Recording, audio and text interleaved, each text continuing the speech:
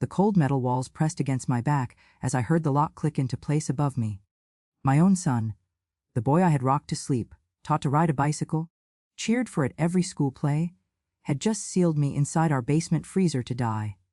As the temperature dropped and my breath began to fog in the darkness, I realized that the child I had raised with such love had become a stranger willing to kill his own mother for money. But what David didn't know was that sometimes a mother's love has to become a mother's justice, and I was about to teach him a lesson he would never forget. Before I begin my story, let me know in the comments where you are listening from and what time it is. I just want to know I'm not alone in this. And if you feel moved by what you hear, consider subscribing. It helps more people become aware of the reality of elder abuse. Now let me tell you what really happened. My name is Margaret Thompson, but everyone calls me Maggie. I'm 72 years old, and until 3 months ago, I thought I knew everything there was to know about my son David. I was wrong. You see, for 45 years, I believed I had raised a good man. David was my only child, born when I was 27 and full of dreams about motherhood. His father, my dear husband Robert, passed away when David was just 15, leaving me to finish raising him alone. I thought I had done a good job. David went to college, got married, had a career in sales. He seemed to have everything together. But looking back now, I can see the signs I missed. The way he always seemed to need money. The nervous energy whenever he visited. The questions about my finances that I brushed off as a son's concern for his aging mother. I live alone in the house Robert and I bought 40 years ago. It's a modest 2-story home in a quiet neighborhood, with a basement that Robert had renovated into a family room.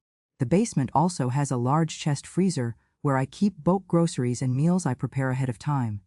That freezer, which had been such a practical addition to our home, it would soon become my prison. 3 months ago, David started visiting more frequently. At first, I was delighted. Since his divorce 2 years prior, I rarely saw him except for holidays. Suddenly, he was stopping by every week, sometimes twice a week, always with a smile and a hug. Just checking on my favorite mom, he would say, and my heart would warm with love for this son who seemed to care so much. But David wasn't checking on me. He was checking on my house, my routines, my schedule. He was planning. The first real sign of trouble came 6 weeks ago. I was organizing my financial papers when David walked into my kitchen unannounced. He had his own key, of course. He was my son, and I trusted him completely. "Mom, you really should lock your doors during the day," he said, but his eyes weren't on me. They were scanning the papers spread across my kitchen table. "Oh, you know how safe this neighborhood is," I replied, gathering up the bank statements and will documents. "Besides, what if you need to get in and I'm not home?" "What's all this?" he asked, gesturing to the papers. "Just updating my will and getting my affairs in order. You know how important it is to have everything ready." I smiled at him, not noticing how his jaw tightened. "I want to make sure you're taken care of when I'm gone." "Mom, don't talk like that. You're going to live forever." But his voice sounded strange, and when I looked at him more closely, I saw something in his eyes I had never seen before. It was cold, calculating. It was there for just a moment before his usual warm smile returned. But it was enough to plant a tiny seed of unease in my heart. That unease grew over the following weeks as David's behavior became increasingly strange. He would arrive unexpectedly and walk through the house as if he were measuring it. He asked detailed questions about my daily routine, about when my neighbor Sarah checked on me, about my medication schedule. "I just worry about you living alone," he would say whenever I questioned his interest. "What if something happened and no one found you for days?" 2 weeks ago, David asked me about my life insurance policies and retirement accounts. When I told him the amounts, his eyes lit up in a way that made my stomach turn. That's a substantial amount, Mom. It's meant to last me through my retirement and then provide for you after I'm gone," I said. "Your father and I saved carefully our entire lives. Have you updated your will recently?" "I've been thinking about it. Actually, I was considering giving you access to some of the funds now, while I'm still alive, to see you enjoy them." The change in David's demeanor was immediate and unsettling. He became almost frantic with enthusiasm, asking about timelines and amounts.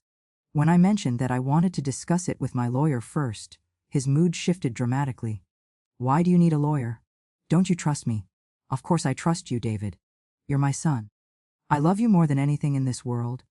Those words, spoken with such sincerity just 2 weeks ago, now echo in my mind with bitter irony. Last Tuesday, David called me early in the morning. "Mom, I'm coming over today. I have something important to discuss with you." "Of course, dear. I'll make your favorite sandwich for lunch. Actually, Mom, let's talk in the basement. It's more private there, and I want to show you something about Dad's old workbench. I'm thinking about doing some repairs on the house for you." I was touched by his thoughtfulness. David had never been particularly handy, but the offer to help with home repairs seemed like such a loving gesture. That Tuesday afternoon, I prepared David's favorite meal, turkey and Swiss on wheat bread, with the homemade soup he had loved since childhood. I even baked chocolate chip cookies, his favorite since he was 7 years old. When he arrived at 2 o'clock, he seemed nervous and distracted. He barely touched the food I had prepared with such care. "Mom, let's go downstairs now. I want to show you what I'm thinking about the repairs." I followed him to the basement, chatting happily about how nice it would be to have some improvements made to the house. The basement was cool and dimly lit, with Robert's old workbench still set up in one corner and the large chest freezer humming quietly against the far wall. "No? What did you want to show me about the workbench?" I asked. David was standing between me and the stairs, his hands clenched at his sides. When he turned to face me, I saw that cold look in his eyes again, but this time it didn't disappear. "Mom, I need you to understand something. I'm in trouble. Bad trouble. I owe people money, dangerous people. If I don't pay them back, sue me." "Oh, David, why didn't you tell me?" "Of course I'll help you. How much do you need?" "It's not that simple. I don't just need money now. I need to know that I'll have access to everything. Your house, your accounts, your life insurance." The way he said, "life insurance," made my blood run cold. "David, you're scaring me." "What are you talking about?" "I'm talking about the fact that you're 72 years old, Mom. Accidents happen to elderly people all the time. They fall downstairs. They have heart attacks. Sometimes they get confused and lock themselves in places they shouldn't be." I backed toward the workbench, my mind refusing to process what I was hearing. "David, you're my son. I love you. Whatever trouble you're in, we can figure it out together. I love you too, Mom. That's why I'm going to make this quick." Before I could react, he grabbed my arm and pulled me toward the chest freezer. I fought back, but at 72, I was no match for his strength. He lifted the heavy lid, and before I knew what was happening, he had pushed me inside. "David, please! What are you doing?" "I'm sorry, Mom. I really am. But those people I owe money to, they'll kill me if I don't pay them. At least this way, your death will look like an accident. You got confused, you climbed into the freezer somehow, and you couldn't get out. It happens to old people." The lid was closing above me, and I was screaming, begging, promising him anything he wanted if he would just let me out. "David, please! I'm your mother! I love you!" "I know, Mom. I love you too. That's why I'll make sure you have a beautiful funeral." And then the lid slammed shut, and I heard the click of the lock engaging. I was trapped in complete darkness, in a space barely large enough for my body, with the temperature already beginning to drop. My own son, my beloved child, had just locked me in a freezer to die. But what David didn't know, what he couldn't have known, was that I had recently started using a small digital recorder to help me remember important conversations with my doctor and lawyer. The device was in my cardigan pocket, and in my panic, I had accidentally pressed the record button. Every word of David's confession, every detail of his plan, was now being preserved on that little device. As I lay in that freezer, feeling the cold seep into my bones and wondering if these would be my final moments, I made a decision. If I survived this, if by some miracle I could get out, I would not just be David's victim. I would be his judge. The first thing you learn when you're trapped in a freezer is that panic will kill you faster than the cold. As the temperature dropped around me and my breath began to fog in the darkness, I forced myself to think clearly. I had taught school for 35 years. And if there's one thing teaching children prepares you for, it's staying calm in a crisis. I felt around the interior of the freezer with my hands, trying to understand my prison. The space was about 6 feet long and 3 feet wide, just large enough for me to lie down, but too small to sit up properly. The walls were smooth metal, impossibly cold to the touch. Above me, I could feel the heavy lid that David had locked from the outside. My cardigan was thin, and my house slippers offered no warmth. I estimated the temperature inside the freezer to be around 0 degrees Fahrenheit. I knew from my years of teaching health classes that hypothermia could set in within 30 minutes under these conditions. But I also knew that chest freezers like this one were designed to keep cold in, not air out. I might have more time than David thought. I tried to slow my breathing to conserve what oxygen I had. Each exhale created a small cloud that I could feel settling back on my face in the darkness. The cold was already seeping through my clothes, and I could feel my fingers and toes beginning to go numb. But I was alive, and as long as I was alive, I could think. And as long as I could think, I could plan. I felt for the small digital recorder in my cardigan pocket. The device was still running, still preserving David's confession. That recording was my lifeline, not just to survival, but to justice. Time moved strangely in that frozen darkness. I tried to keep track by counting my breaths, by reciting poems I had memorized in school, by going through the alphabet with words that started with each letter. Anything to keep my mind active and fight off the drowsiness that I knew could be fatal. Apple, beautiful, careful, dangerous. Dangerous like my own son. I thought about David as a little boy. How he used to climb into my lap when he had nightmares. How he would bring me dandelions from the yard, convinced they were the most beautiful flowers in the world. How he cried when his goldfish died. And how carefully we buried it in the backyard with a ceremony worthy of a beloved pet. Where had I gone wrong? How had that sweet child become a man willing to kill his own mother? I was pulled from these thoughts by a sound above me. Footsteps on the basement floor. David had returned. I could hear him moving around, and then his voice talking to someone on the phone. "Yeah, it's done," he said, and my blood ran even colder than the freezer around me. She had an accident. Got confused and somehow got trapped in the old chest freezer. You know how these old people can get disoriented. There was a pause as he listened to whoever was on the other end of the call.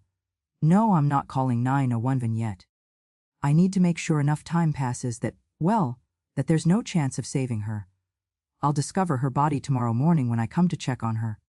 Another pause. "The insurance policy is substantial. More than enough to cover what I owe you, plus interest. I'll have access to the funds within a few weeks."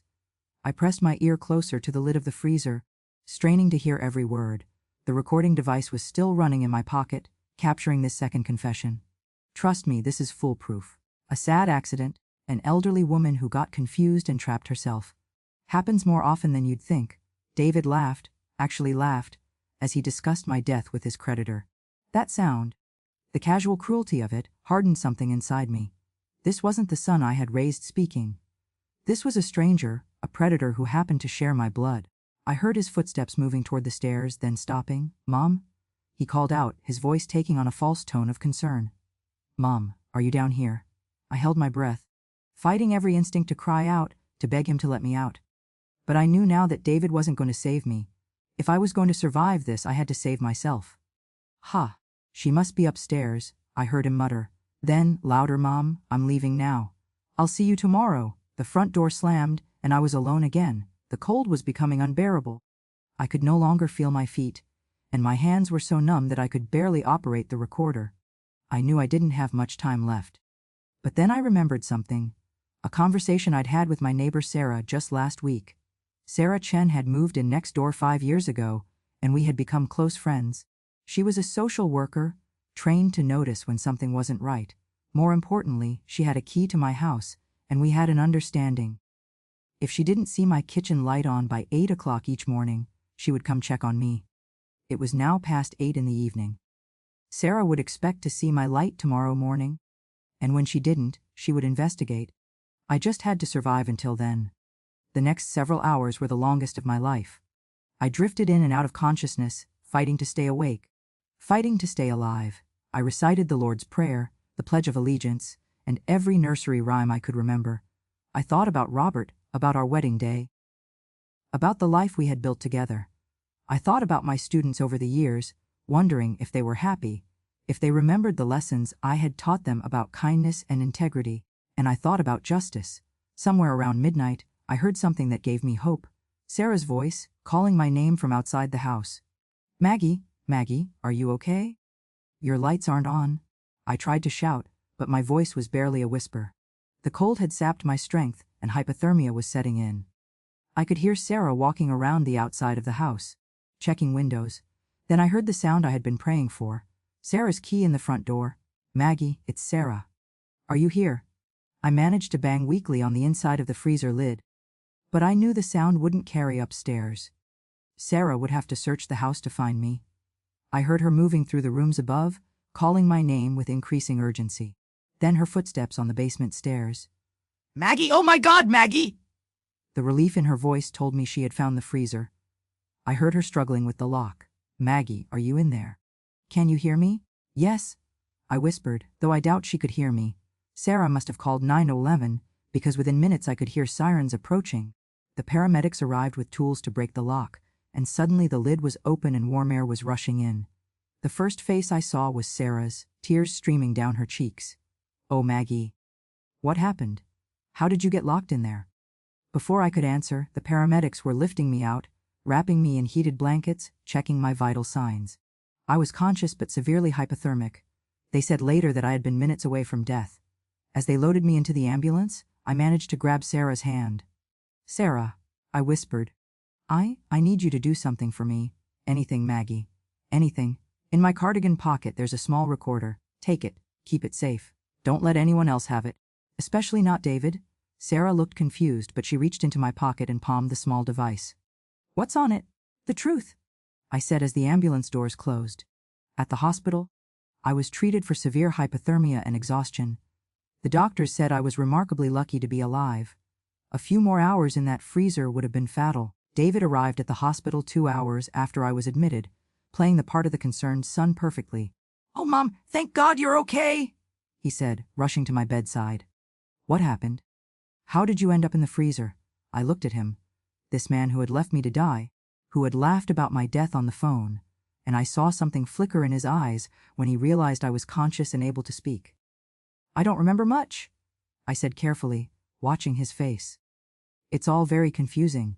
Relief flooded his features. He thought I didn't remember what he had done. The doctors say you might have some memory issues from the hypothermia, he said, squeezing my hand with what looked like genuine concern. The important thing is that you're safe now. But I remembered everything. Every word, every moment, every betrayal. And I had it all on tape. As David sat beside my hospital bed, talking about how worried he had been, how he had come to check on me only to find the house empty, I was already planning his downfall. He had tried to kill me for money. He had been willing to let me freeze to death alone and afraid, also he could pay off his gambling debts and live comfortably on my life insurance. But David had made one crucial mistake.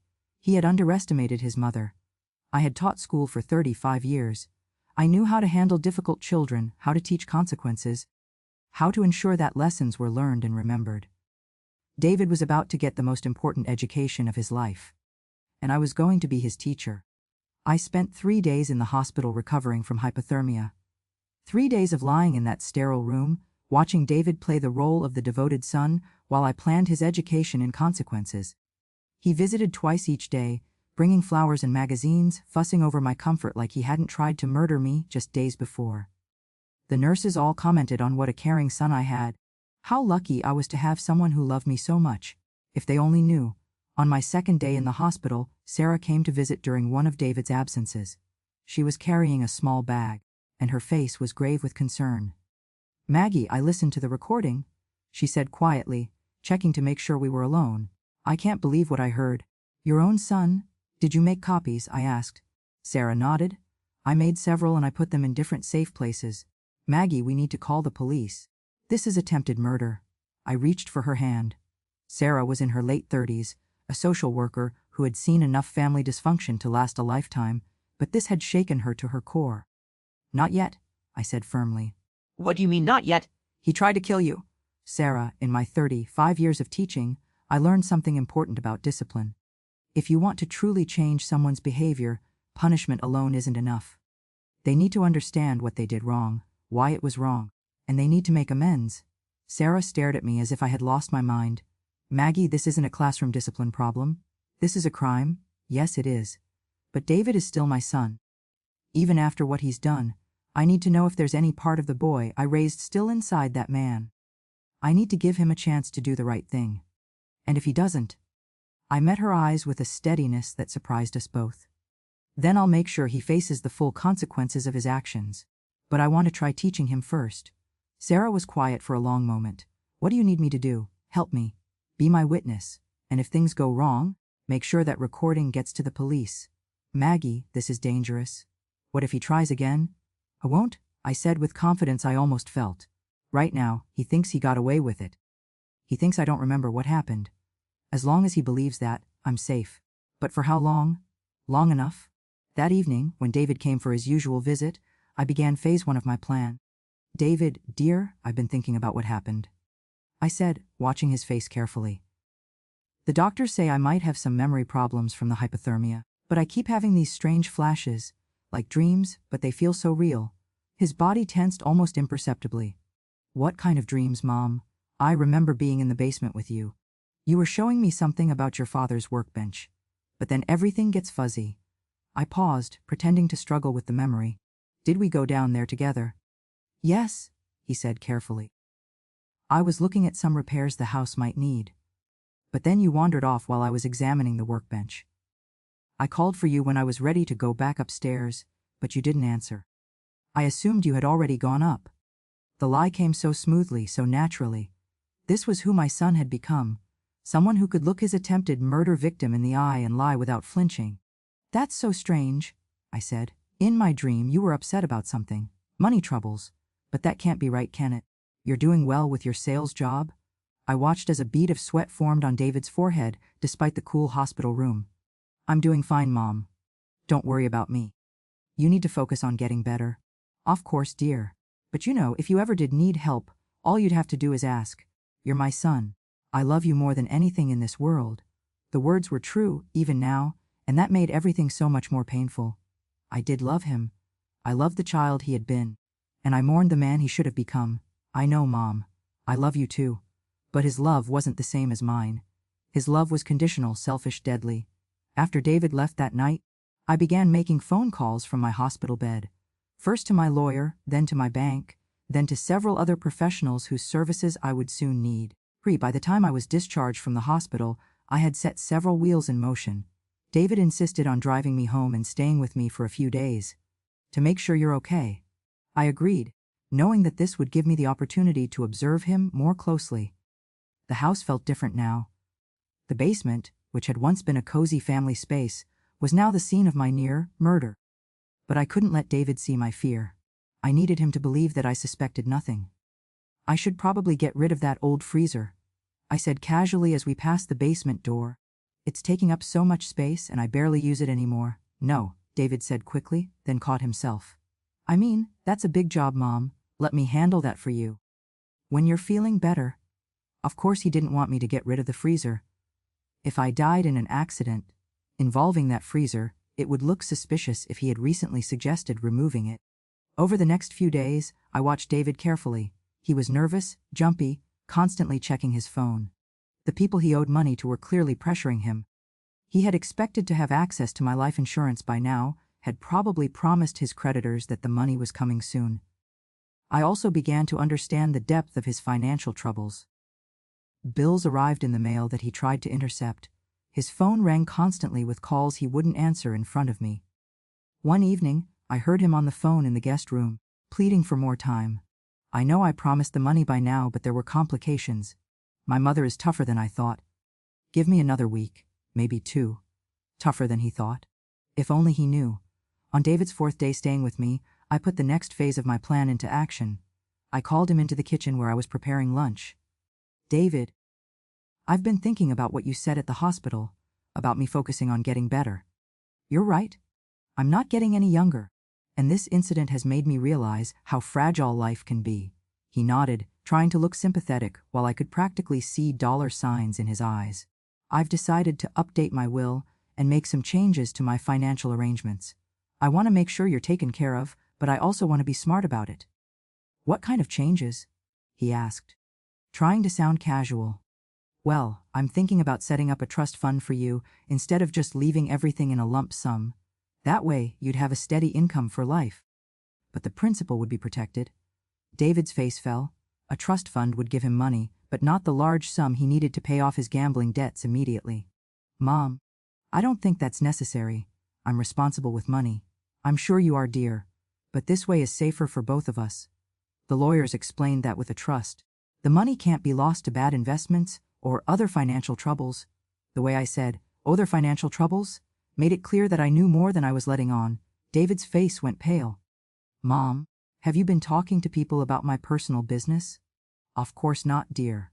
But I'm not blind. I see the bills, I hear the phone calls. If you're having money troubles, I want to help. But I want to help in a way that actually solves the problem instead of just postponing it. For a moment, I thought he might confess. I could see the war playing out on his face, the desperate need for money battling against his fear of admitting what he'd done. Fear 1. I don't have money troubles, Mom. Everything's fine. I'm glad to hear that, I said. Then you won't mind the trust fund arrangement. It's really for the best. That evening, David made a phone call that I wasn't supposed to hear. But I had learned to be very quiet, very careful. I stood outside the guest room door and listened as he spoke to someone, probably the same person he'd called from the hospital. The old lady is being difficult. She wants to put the money in some kind of trust that I can't touch all at once. There was a pause. No, I can't just ask her for the money directly. She's suspicious. I think she might remember more about what happened than she's letting on.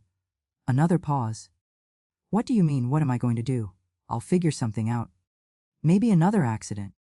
Make it look like she fell down the stairs or something. My blood ran cold. David was planning to try again. Give me another week, he continued.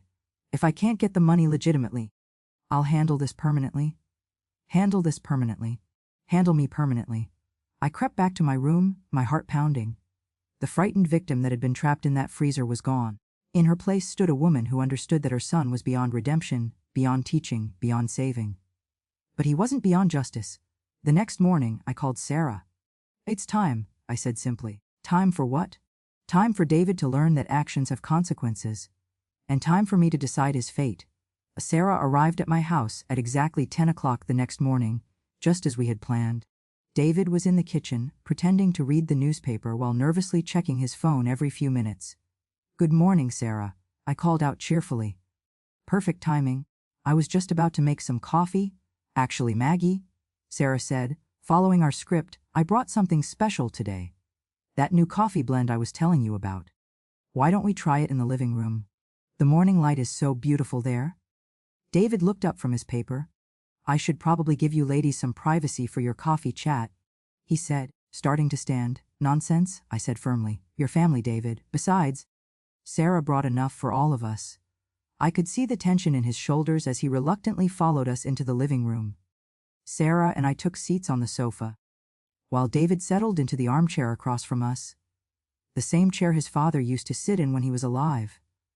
Sarah began preparing the coffee from the service tray she had brought, but I could see her hands trembling slightly. This was harder for her than it was for me. She hadn't had 35 years of dealing with difficult situations in a classroom. David, I said conversationally, Sarah has been such a wonderful friend to me, especially during this difficult time. Did you know she's the one who found me in the freezer? David's coffee cup rattled against the saucer. Is that right? I never did hear the full story about how you were discovered. Oh yes, Sarah said, her voice steadying as she found her rhythm. It was the strangest thing. I came to check on Maggie because her kitchen light wasn't on, and when I got inside, I could hear this faint tapping sound coming from the basement. Tapping sound? David asked. From inside the freezer, I said, watching his face. I was trying to get someone's attention, though I have to say, my memory of how I got in there is still quite fuzzy. The doctor said that was normal with hypothermia, David said quickly. Yes. But you know what's interesting? Some memories are coming back. Little pieces, like a puzzle slowly coming together. I reached into my cardigan pocket and pulled out my small digital recorder, the same one that had captured David's confession. His eyes locked onto it immediately. I've been using this little device to help with my memory, I said, turning it over in my hands. My doctor suggested recording important conversations so I wouldn't forget things. Very helpful for someone my age. That's smart, Mom, David managed. I thought so too. In fact, I've been recording quite a lot lately. Conversations with the doctor, with my lawyer, with the insurance company. I paused. Even some conversations I had right here in this house. The color drained from David's face. Would you like to hear something interesting I discovered on here? I asked, pressing play. David's own voice filled the room. I'm sorry, Mom. I really am, but those people I owe money to, they'll kill me if I don't pay them. At least this way. Your death will look like an accident. The recording continued, playing David's casual phone conversation with his creditor, his laughter as he discussed my death, his plans to discover my body the next morning. David shot to his feet, his face cycling through shock, panic, and then something darker. Mom, I can explain. Sit down. David. My voice carried the authority I had used with unruly students for decades. Surprisingly, he obeyed. There's more. I continued, pressing play again. This time it was his more recent conversation, the one where he discussed making my death look like I had fallen down the stairs. When the recording ended, the room was silent except for the tick of the grandfather clock in the corner. 35 years, I said finally. 35 years I taught children about right and wrong, about consequences, about the importance of taking responsibility for your actions. I thought I had taught those same lessons to you. Mom, please, let me explain. I was desperate. Those people, they were going to kill me if I didn't pay them back. So you decided to kill me instead. I didn't want to. I love you. No, David. You loved my money. You loved my life insurance policy. You loved the inheritance you thought you deserved. But you don't love me. Someone who loves you doesn't lock you in a freezer to die alone and afraid. David began to cry, real tears, but I had seen enough crocodile tears from manipulative students to recognize the difference. These were tears of self-pity, not remorse. What are you going to do? He asked. That depends entirely on you, I said. Sarah, would you please get the folder from the kitchen counter? Sarah returned with a thick manila folder that I placed on the coffee table between us. This folder contains several things, I explained to David. First, copies of the recording we just heard, along with notarized transcripts. Second, documentation of your gambling debts and the threats you've received from your creditors. Third, medical records from my hospitalization. And fourth, a legal document I had prepared. I opened the folder and pulled out the document in question. This is a confession, I continued. It details exactly what you did to me and why you did it. It also outlines a plan for you to make amends. What kind of plan? You're going to check yourself into a residential gambling addiction treatment program. Not one of those weekend seminars, a real, intensive 6-month program. You're going to attend Gamblers Anonymous meetings. You're going to get a job, a real job, not some get-rich-quick scheme. And you're going to pay back every penny you owe through legitimate means. And if I do all that, then this recording never gets turned over to the police. You get the help you need, you rebuild your life, and someday, maybe, we can have a relationship based on honesty instead of lies. David stared at the confession document as if it were a snake that might bite him. What if I refuse? Then Sarah walks out that door right now and drives straight to the police station. You'll be arrested for attempted murder. Given the premeditation evident in the recording, you'll likely spend the next 10 to 20 years in prison, and you'll still owe your gambling debts when you get out, with interest. This is blackmail. No, David. This is a choice. The same choice I give every student who misbehaves in my classroom: accept the consequences and learn from them, or face harsher punishment. For a long moment, David said nothing. I could see him calculating, weighing his options, trying to find an angle he could work. How do I know you won't turn me in anyway, even if I sign this? Because unlike you, I keep my word, I said simply. Sign that confession, complete the program, and prove to me that you're genuinely changing. And this recording will remain between us. And if I don't complete the program, then the confession and the recording both go to the police. David picked up the document and read through it carefully. It was thorough. Sarah had helped me work with a lawyer to make sure it covered everything. The confession detailed his gambling addiction, his debts, the attempt on my life, and his plan to try again. It also outlined the rehabilitation program and the timeline for making financial amends. 6 months in residential treatment, he muttered. That's a long time. Not as long as 10 to 20 years in prison. He looked up at me then, and for just a moment, I saw a flash of the little boy he used to be. Scared, ashamed, looking to his mother to make everything better. Mom, I'm sorry.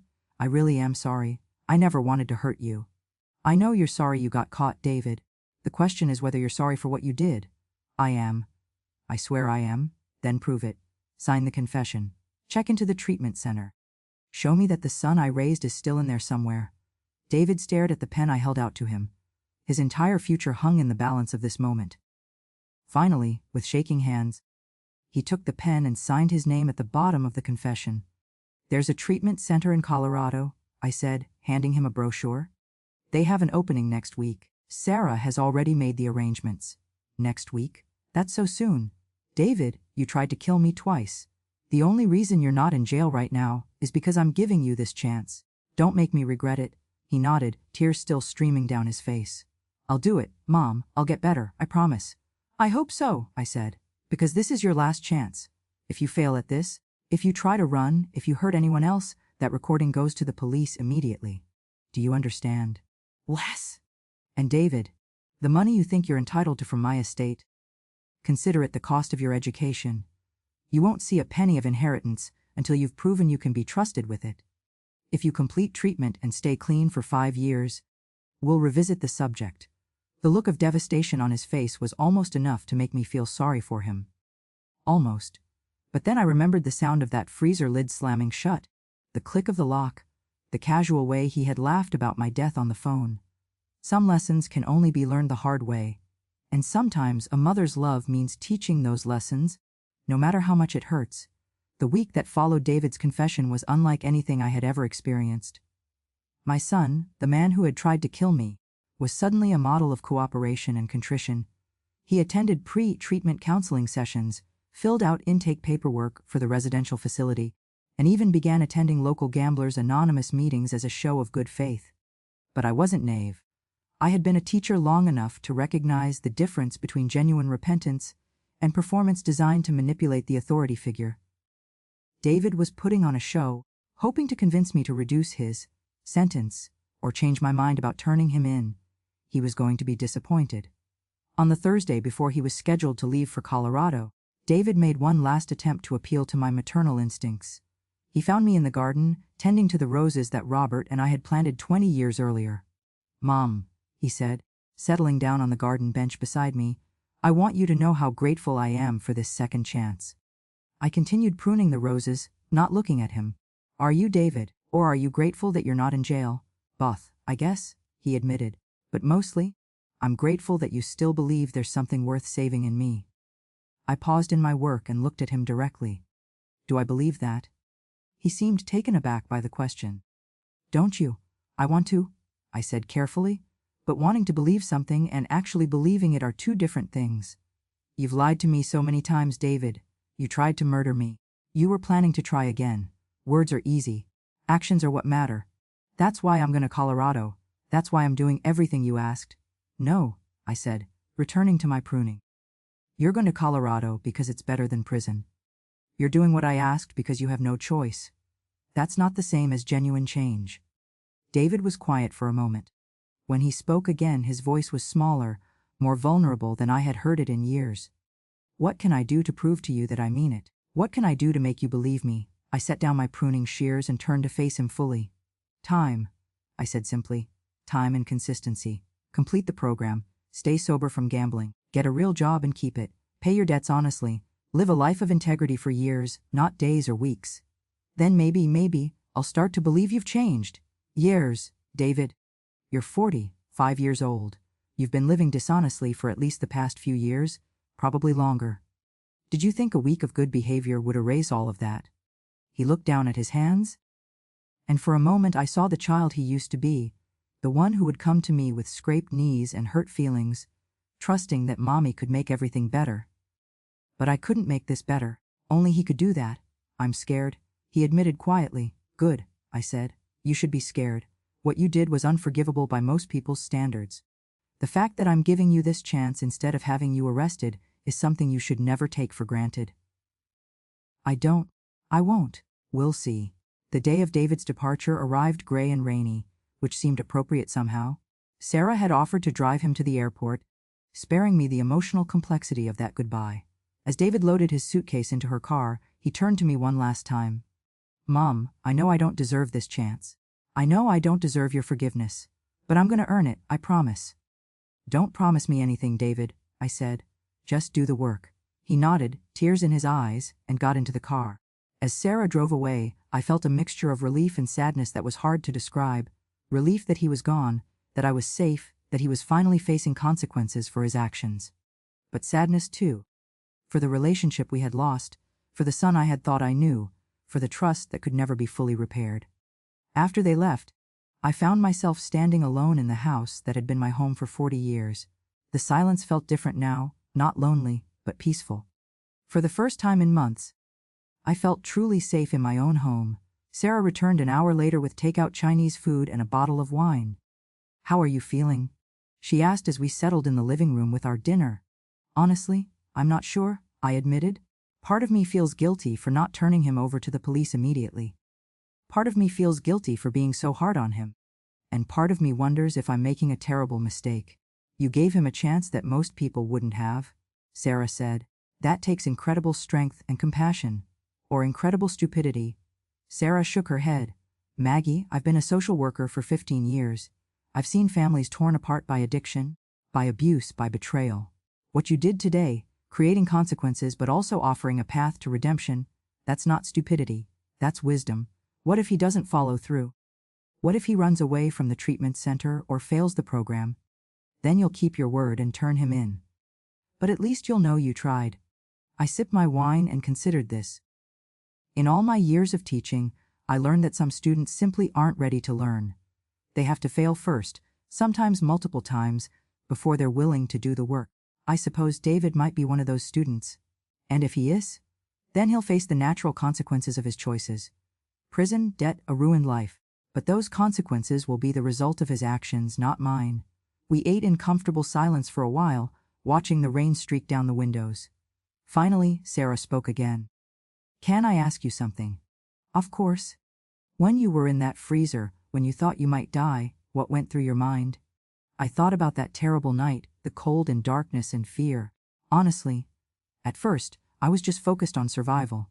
But as the hours passed and I realized David might actually succeed in killing me, I found myself thinking about legacy. What would people remember about my life? What would I leave behind? And what did you decide?" "That I didn't want my story to end with me being a victim. I didn't want to be remembered as the poor old woman who was murdered by her own son for insurance money. If I was going to die, I wanted it to mean something. I wanted justice." "But you didn't die?" "No, I didn't. But that desire for justice remained. The question became, what does justice look like in a situation like this? Is it revenge? Is it punishment? Is it restoration? What conclusion did you reach?" I set down my wine glass and looked at Sarah, this woman who had become more of a family to me than my own son. "I decided that justice means David has to live with the consequences of his actions. If he uses this opportunity to genuinely change his life, then justice is served through his rehabilitation. If he doesn't, then justice will be served through the legal system. Either way, he faces consequences." "Either way, he faces consequences," I agreed. "But this way, there's still hope for redemption. And despite everything he's done, I find that I still hope for his redemption." "That's very generous of you, or very foolish. Time will tell." That night, after Sarah went home, I found myself in the basement for the first time since the incident. The freezer still sat against the far wall, humming quietly as it had for years. But now it looked different to me, not like an appliance, but like a monument to betrayal and survival. I walked over to it and placed my hand on the cold metal lid. Inside this box, I had nearly died. Inside this box, I had made the decision to fight back, to survive, to seek justice rather than revenge. Tomorrow, I would call a junk removal service and have the freezer taken away. I didn't need the reminder of what had happened here. But I would never forget the lessons I had learned in those dark, cold hours. I had learned that love without boundaries is not really love at all, it's enablement. I had learned that forgiveness doesn't mean avoiding consequences. It means offering the possibility of redemption after consequences have been faced. Most importantly, I had learned that even at 72 years old, I was still capable of teaching the most important lesson of all, that our actions have consequences, but those consequences can lead to either destruction or transformation. The choice, as always, was David's to make. As I climbed the basement stairs for what might be the last time, I felt a sense of peace settling over me. I had done everything I could do. I had given David every opportunity to choose redemption over ruin. Now all I could do was wait and see which path he would choose. But regardless of his choice, I knew that I had chosen correctly. I had chosen justice over revenge, hope over despair, love with boundaries over love without consequences. And for the first time in months, that felt like enough. The first letter from David arrived 3 weeks after he left for Colorado. The handwriting was shaky, uncertain, like a child's first attempts at cursive.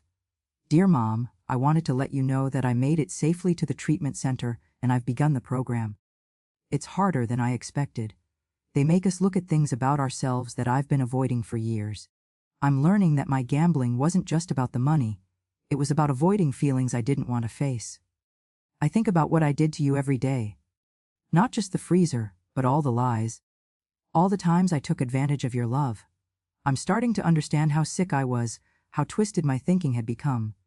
I know words are cheap, and I know I have a long way to go to prove myself.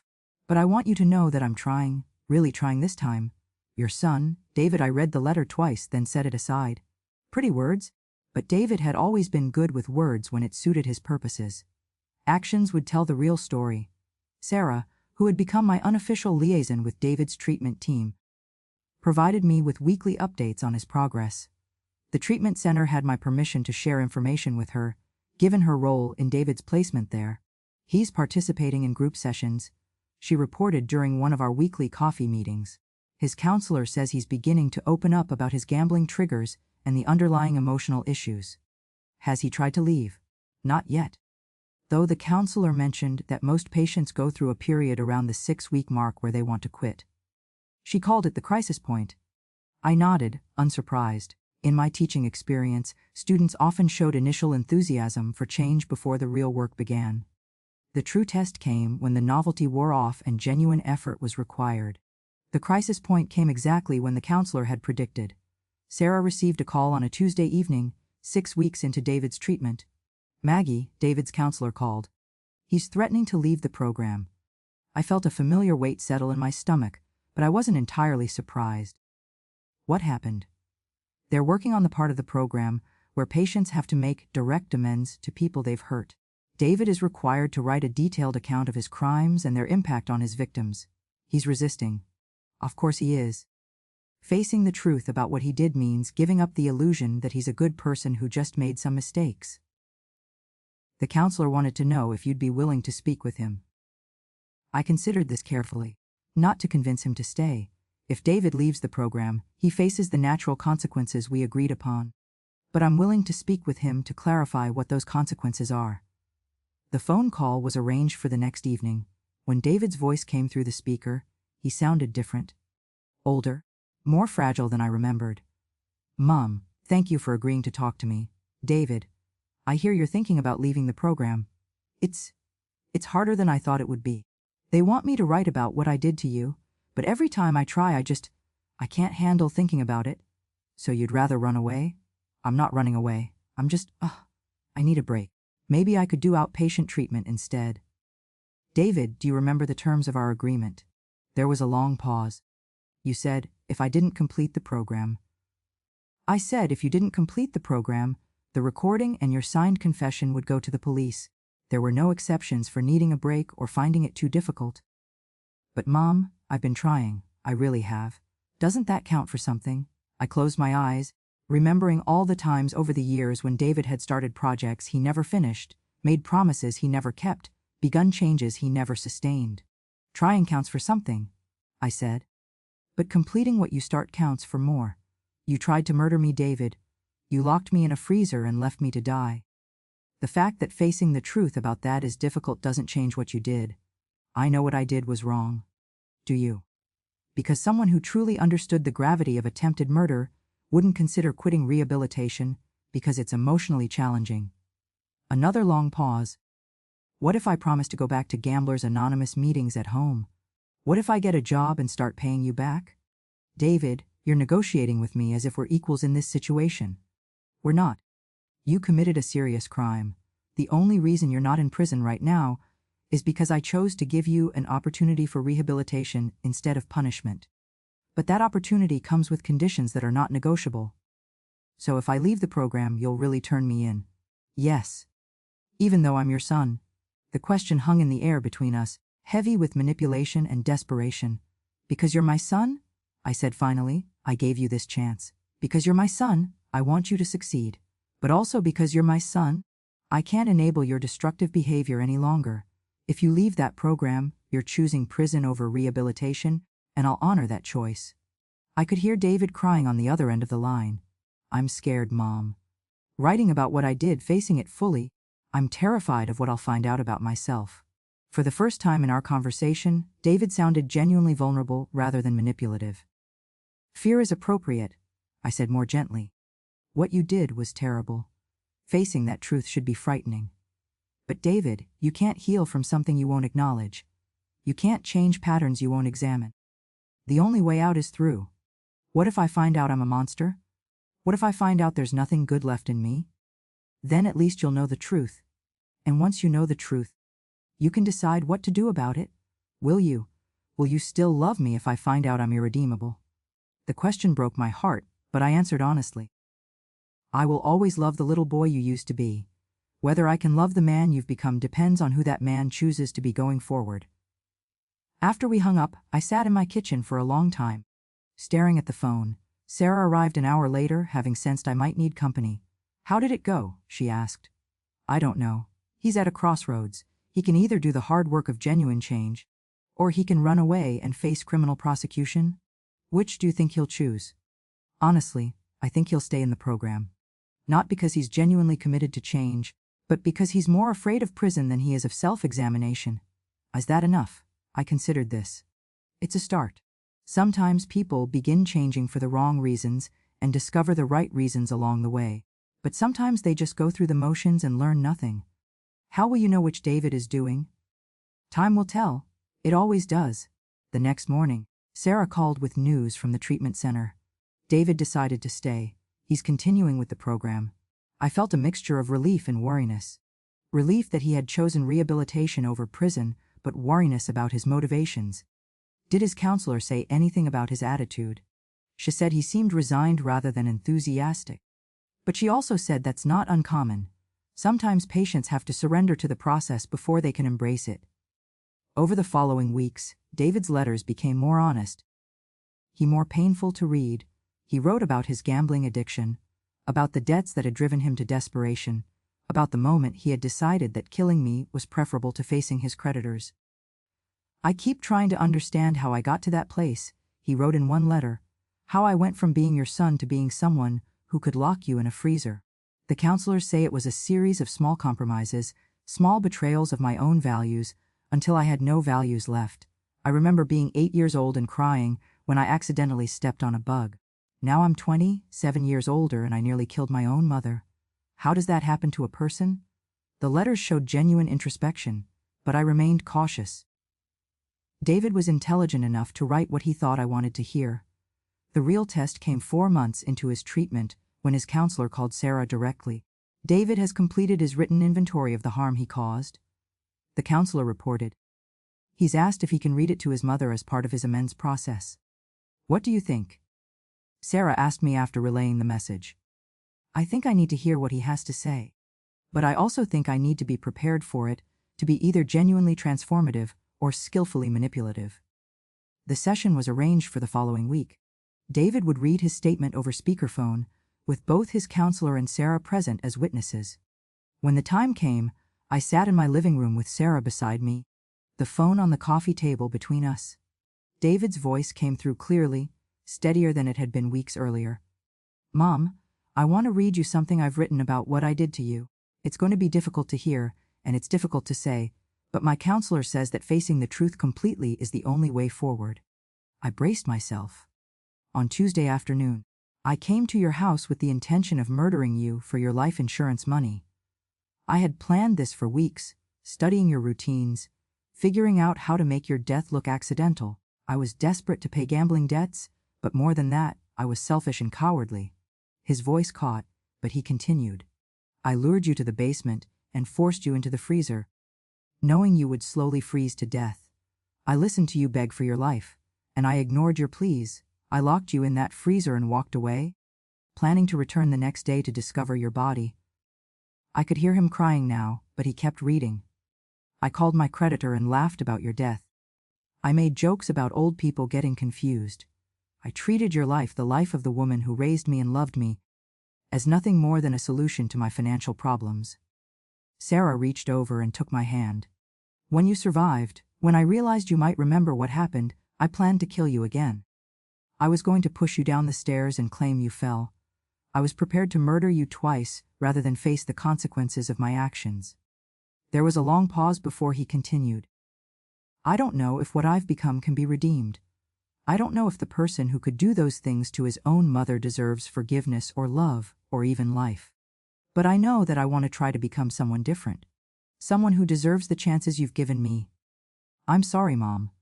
I'm sorry for the betrayal, for the violence, for the years of lies and manipulation that led up to that night. I'm sorry for taking your trust and your love and twisting them into weapons against you. I don't expect forgiveness. I don't expect a relationship. I just want you to know that I finally understand what I did, free, and I'm going to spend the rest of my life trying to become worthy of the mercy you've shown me. When he finished reading, the line was quiet except for the sound of his quiet sobs. Thank you, David, I said finally, for the truth. It's a beginning, and for the first time since that terrible night in the freezer, I began to believe that it really might be. 2 years have passed since David left for treatment in Colorado. 2 years since I made the decision to choose justice over revenge, rehabilitation over retribution. As I sit here in my garden on this bright spring morning, tending to the roses that have bloomed again after a long winter, I find myself reflecting on the choices we make and the consequences that follow. David completed the 6-month residential program, though not without continued struggles. There were 2 more crisis points where he wanted to quit, moments when the work of genuine self-examination became almost unbearable. Each time I held firm to our agreement. Each time, he chose to continue rather than face prosecution. But completion was just the beginning. After leaving Colorado, David returned home and began the long process of rebuilding his life from the ground up. He moved into a modest studio apartment across town, far enough away to give us both space, close enough for him to attend his required weekly therapy sessions and biweekly meetings with his probation officer. Yes, probation officer. Because while I chose not to press criminal charges immediately, I wasn't naive. Through Sarah's connections in the social services system, we arranged for David to be placed under informal supervision. His compliance with treatment, employment, and debt repayment would be monitored. Any violation would result in the recording being turned over to authorities immediately. The first year was the hardest. David struggled to find employment. His work history was spotty, and his references were limited. But eventually, he found a job at a hardware store, making barely above minimum wage, but earning honest money for the first time in years. He attended Gamblers Anonymous meetings 3 times a week and saw his individual therapist twice a week. He lived on a strict budget, with the majority of his income going toward paying back his debts, and a small amount each month going toward restitution to me. Not for money, but for the medical bills from my hospitalization. There were setbacks. 4 months after his return, David called me in tears, saying he had almost placed a bet on a basketball game. The urge had been so strong that he had driven to a casino and sat in the parking lot for 2 hours before calling his sponsor instead. I wanted to call you, he said, but I was ashamed. I thought you'd lose faith in me. David, I told him, recovery isn't about being perfect. It's about choosing the right action when you're tempted to choose the wrong one. You didn't gamble. You called your sponsor. That's what recovery looks like. It was the first conversation we'd had where I felt like I was talking to my son rather than to a stranger who happened to share his name. 6 months later, there was another crisis. David's former gambling associates tracked him down, demanding money he still owed them. They threatened violence, just as they had before his attempted murder of me. But this time, David didn't try to solve the problem through crime. He called the police, filed a report, and obtained a restraining order. More importantly, he called me. Mom, I want you to know what's happening, he said. Not because I need you to fix it, but because I promised transparency and because I don't want to face this alone. That phone call marked a turning point in our relationship. For the first time in years, David was being honest not because he had to be, but because he wanted to be. As his second year of recovery progressed, I began to see glimpses of the man I had hoped he might become. He was promoted to assistant manager at the hardware store. He started volunteering at a community center, teaching basic home repair skills to seniors. He began attending church, not the church of his childhood, but a small congregation that focused on service and recovery. But the real test came 18 months after his return from Colorado, when David received an unexpected inheritance from his father's brother, $15,000 that no one had known was coming. The old David would have seen this as a sign that his luck was changing, an opportunity to gamble his way out of debt. The new David called me immediately. Mom, I want to put this money into a trust account that I can't access without approval from my therapist and my sponsor. I want to use it to pay off the last of my debts, but I want safeguards in place so I can't make impulsive decisions. He could have kept the inheritance secret. He could have gambled with it and hoped for a big win. Instead, he chose accountability and caution. That's when I knew the change in David might be genuine. Last month, David asked if he could visit me for dinner. Our first meal together since that terrible day when he had locked me in the freezer. I agreed, with Sarah present as a buffer and witness. He arrived at 6 o'clock sharp, carrying a small bouquet of flowers and a notebook. "These are for you," he said, offering the flowers with hands that trembled slightly. "And this," he held up the notebook, "is something I've been working on in therapy." Over dinner, David read from his notebook. Letters he had written to me but never sent, documenting his recovery process, his setbacks, his insights about himself and his actions. "I know I can never undo what I did to you," he said. "I know that trust, once broken the way I broke it, can never be fully repaired. But I want you to know that I think about it every day. Not just what I did, but who I was when I did it, and who I'm trying to become instead." He looked older than his 47 years, worn down by the hard work of genuine change. But his eyes were clearer than I had seen them in decades. "I don't expect forgiveness," he continued. "I don't expect a normal mother-son relationship. I just want you to know that your decision to give me this chance, rather than just having me arrested, saved my life, not just from prison, but from becoming someone completely irredeemable." After dinner, as Sarah helped with dishes, David asked if he could see the basement. "I know you had the freezer removed," he said, "but I'd like to see the space where I almost lost my soul completely." We went downstairs together, to the corner where the freezer had once stood. The space was now occupied by a comfortable reading chair and a small bookshelf. I had turned it into a peaceful corner rather than leaving it empty as a monument to trauma. David stood in that corner for a long time, not speaking. Finally, he turned to me with tears in his eyes. "I'm so sorry, Mom, for all of it. For the years of lying and manipulation before that night. For that night itself. For the person I became and the things that person was capable of." "I know you are," I said. "The question is, what are you going to do with that sorrow?" "I'm going to keep doing the work," he said. "In therapy, in recovery, in trying to become someone worthy of the chances you've given me. Even if we never have a normal relationship again, even if you never fully trust me again, I'm going to keep trying to become someone better." As we stood there in that basement corner, I realized that this was what justice looked like in our situation. Not David in prison, though that would have been justified. Not David punished and broken, though that would have been understandable. But David facing the full truth of his actions and choosing, day by day, to become someone different. That evening, after David left and Sarah went home, I sat in my kitchen with a cup of tea and a decision to make. The recording device that had captured David's confession sat on the table in front of me, along with the signed confession and all the documentation I had gathered 2 years earlier. David had fulfilled his part of our agreement. He had completed treatment, maintained sobriety from gambling, found steady employment, and begun making amends. More than that, he had shown genuine remorse and sustained effort at change. It was time for me to fulfill my part of the agreement. I gathered all the documents, the recordings, the confession, the medical records, the evidence of David's crime, and placed them in my fireplace. Then I struck a match. As the flames consumed the evidence of that terrible night, I felt a weight lifting from my shoulders. Not because I was forgetting what had happened, or pretending it didn't matter, but because I was choosing to define David's future by his present actions rather than his past crimes. This morning, I called David to tell him what I had done. "The recording and confession are gone," I said. "There's no evidence left of what happened that night except our memories." There was a long silence on the other end of the line. "Why?" he asked finally. "Because you've done the work. Because you've faced the truth and chosen to change. Because that's what justice looks like in our family. Not just punishment, but the possibility of redemption." "Does this mean you forgive me?" I thought about this question carefully before answering. "David, forgiveness isn't a feeling. It's a choice. I choose not to let what you did define the rest of my life or yours. I choose to believe that people can change when they're willing to do the hard work of change. I choose to love the man you're becoming rather than hate the man you were. And does this mean we can have a relationship again?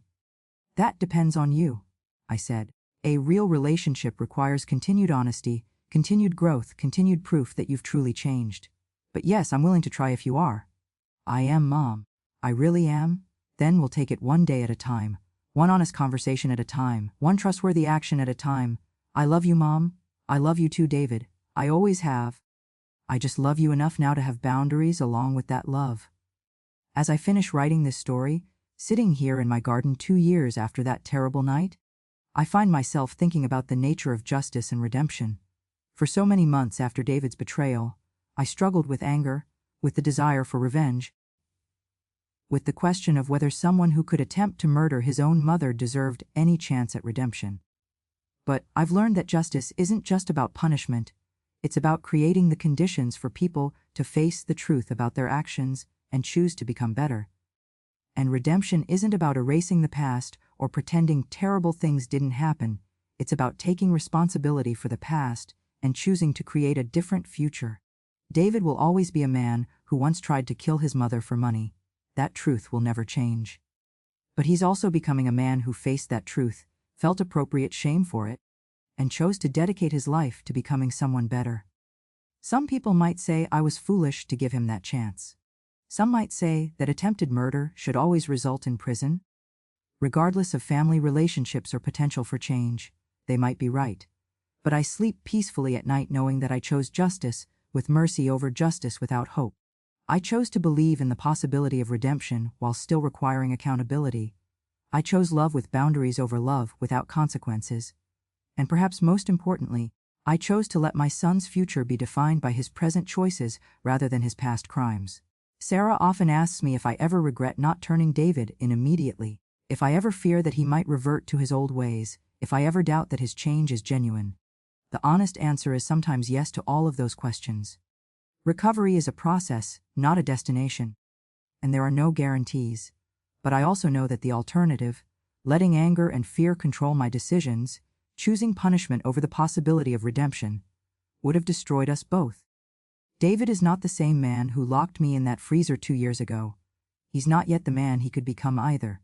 He's somewhere in between, working every day to move closer to redemption and further from the darkness that once consumed him. As for me, I'm not the same woman who was betrayed by her son 2 years ago either. I'm stronger, wiser, more careful about trust but not cynical about love. I'm a woman who learned that sometimes the most loving thing you can do is set boundaries, and sometimes the most just thing you can do is offer hope along with consequences. This afternoon, David is coming for Sunday dinner. It's become our weekly tradition over the past 6 months, a chance to talk honestly about his recovery, my healing, and the slow work of rebuilding trust. Sarah will be here too, as she always is.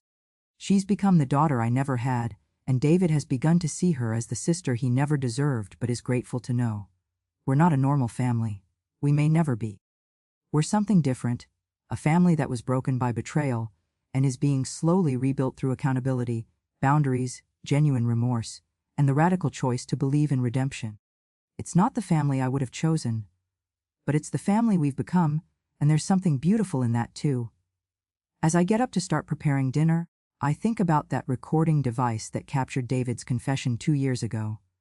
It was meant to be evidence of his crime, but it became something more, a record of the moment when consequences began, when accountability started, when the long journey toward justice and redemption took its first step. Today, there will be no hidden recordings, no secret plans, no fear. Just a mother and son sharing a meal, working to build something honest and good from the ashes of something terrible. That's not justice according to the law books, but it's justice according to the heart, complicated, messy, sometimes foolish, but ultimately hopeful. And sometimes, hope is the most radical choice of all.